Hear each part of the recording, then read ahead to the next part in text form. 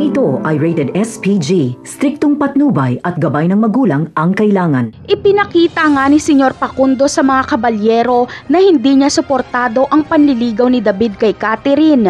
Ayon sa matanda ay rerespetuhin niya daw umano kung ano man ang magiging desisyon ng kanyang apo.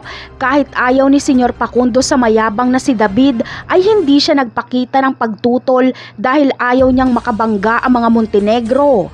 Pero sinabihan niya si Pablo na bantayan nito ang kanyang kapatid.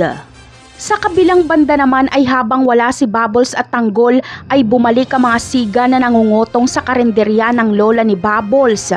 Dahil wala pang benta ay walang maibigay si Lola Betchay. Kaya nagwala ang mga siga na ito at sinira nila ang mga gamit sa karinderya.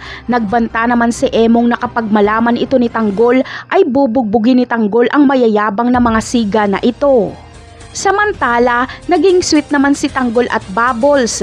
Hindi maamin ni Bubbles na gusto niya nga si Tanggol kahit halatang halata naman sa kanyang mga galaw. Habang pauwi na sila, ay bumili muna si Tanggol ng damit. Kailangan niya kasi ng bagong damit na babagay sa bago niyang posisyon bilang head bouncer.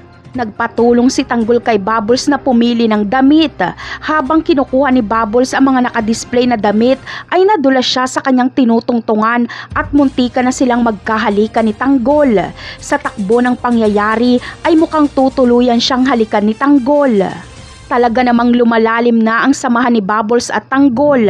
Ano kaya ang magiging reaksyon ni Olga kapag makita niyang naghalikan si Tanggol at Bubbles? Siguradong gagawin niya ang lahat, mailayo lang si Tanggol sa kanyang anak sa lalong madaling panahon. Napakarami pa nating dapat abangan sa mga susunod na episode. Paalam!